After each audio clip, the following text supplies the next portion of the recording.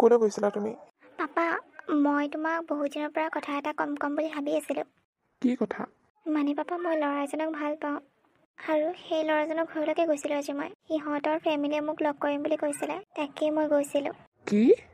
তুমি ঘৰত এবাৰো কৈ যোৱা নাই যে? মই ভাবিছিলোঁ মই চাই আহোঁ আগতীয়াকৈ, তাৰপিছত তোমালোকক লাহেকৈ জনাম আৰু। মায়ে জানেনে? নাই পাপা, মই মাকো কোৱা নাই, তোমাকে ফাৰ্ষ্ট কৈছোঁ। ক'ৰ ল'ৰা? কি কৰে? বেছি দূৰৰ নহয়, ওচৰৰে। জব কৰি আছে।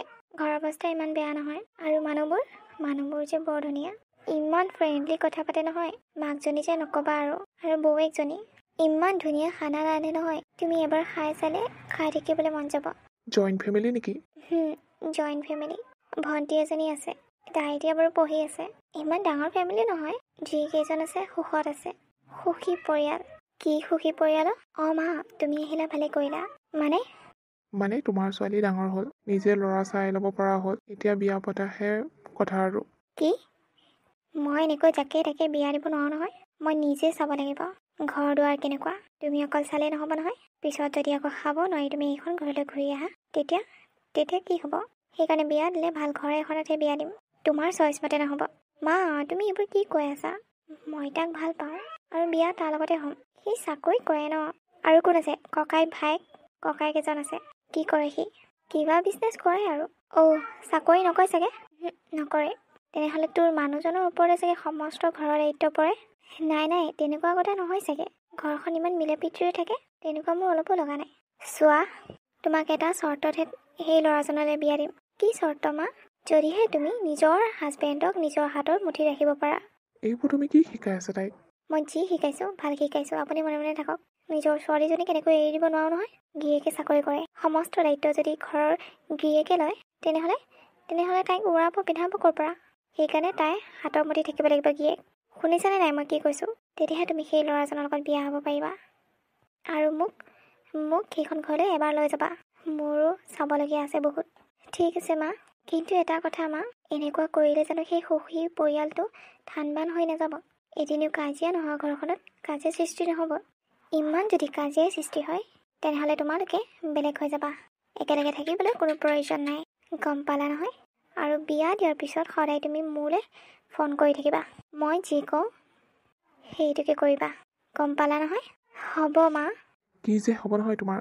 চোৱা মাজনী, মায়ে যিবোৰ কথা কৈছে এইবোৰ ভাল কথা নহয়। তুমি যিটো পৰিয়ালক এতিয়া সুখী পৰিয়াল কৈ আছা, তুমি যদি এনেকুৱা কৰি থাকা তেনেহ'লে সেই পৰিয়ালটো থান-বান হৈ যাব, গম পালা নহয়? সেইকাৰণে সকলোৰে লগত মিলি-জুলি থাকিবা, হাঁহি মাতি থাকিবা।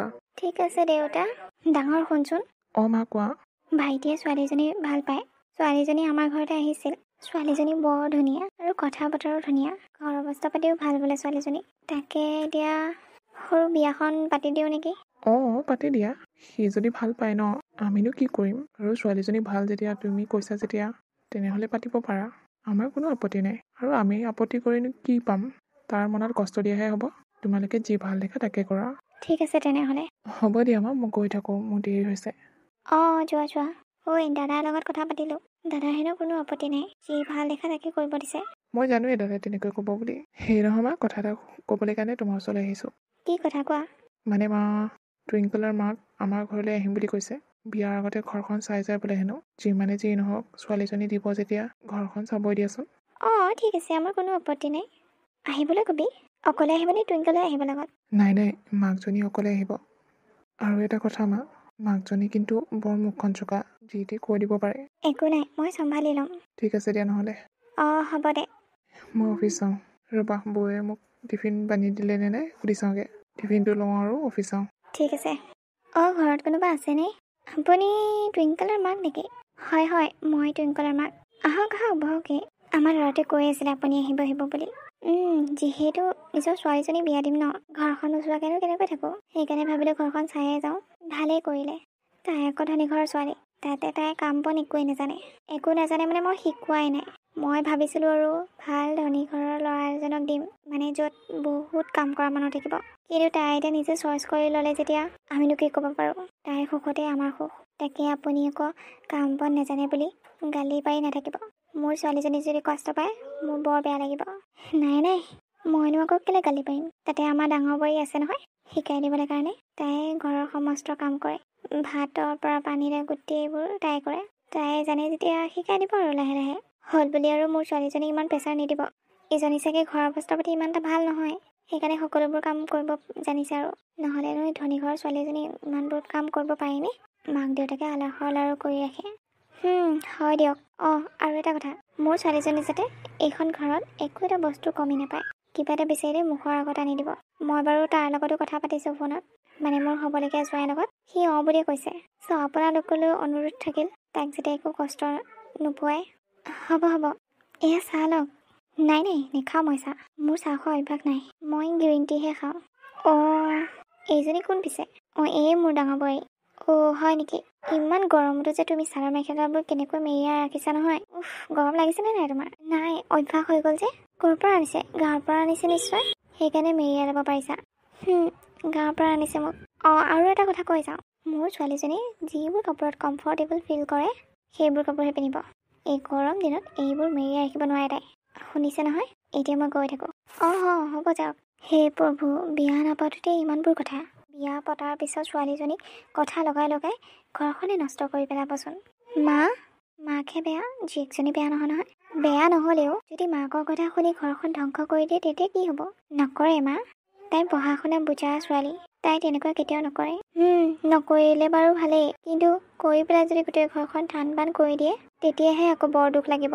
এতিয়া আমাৰ ঘৰখন ইমান সুখত আছো, 5টা মানুহ ইমান ধুনীয়াকৈ হাঁহি মাতি খাই আছো। নাজানো আৰু দেই, মাকৰ কথাবোৰ লাগি এনেকুৱা লাগিছে বিয়াৰ পিছত যে জীয়েকক ভাঙিয়ে লৈ যাব। নাই মা, এইবোৰ কথা আপুনি নাভাবিব।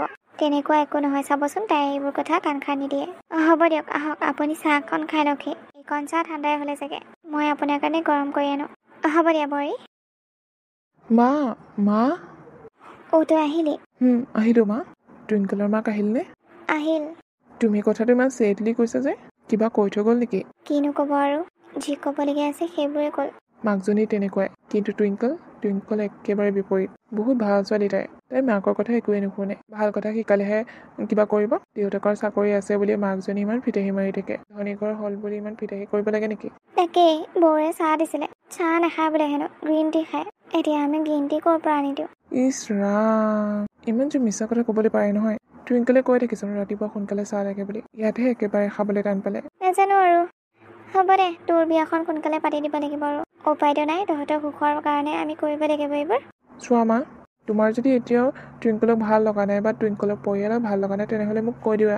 মই টুইংকলক বিয়া নাপাতোঁ, কাৰণ আমাৰ পৰিয়ালটো ঠান বান হৈ যোৱা মই নিবিচাৰোঁ। নাই তেনেকুৱা একো নাই।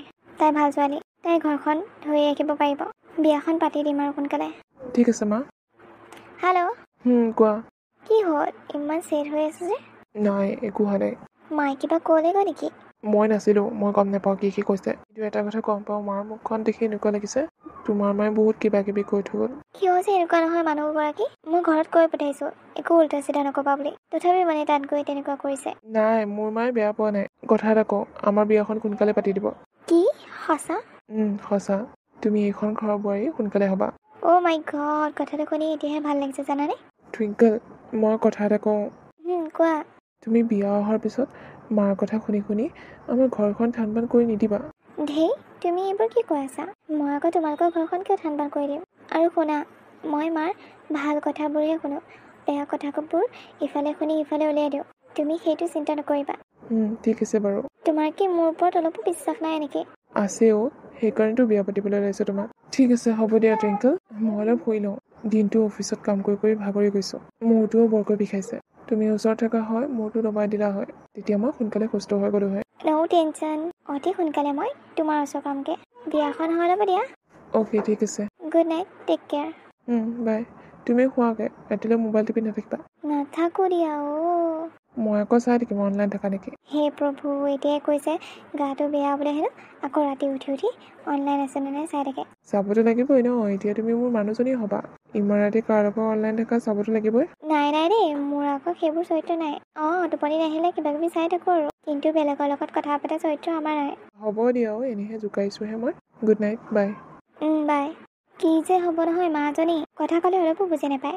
ইমানখিনি বুজাই বহাই পঠিওৱাৰ পিছতো তাত গৈ সেই জেংডাল লগালেগৈ। কৈ লাভ নাই মানে, নাজানো আৰু কি কৰিবলৈ ওলাইছে। মাকজনী চাগে ইমান বেয়া পাইছে, কিবা ক'লে সুধিবও নোৱাৰো নহয়, জকজকাই উঠিব। মই আণ্টিক চৰি ক'ব লাগিব। মায়ে যদি কিবা বেয়াকৈ কৈছে ময়ো যাওঁ শুই লওঁগৈ, নহ'লে আমাৰ একেতে অনলাইন আছোঁ বুলি চাই থাকিব।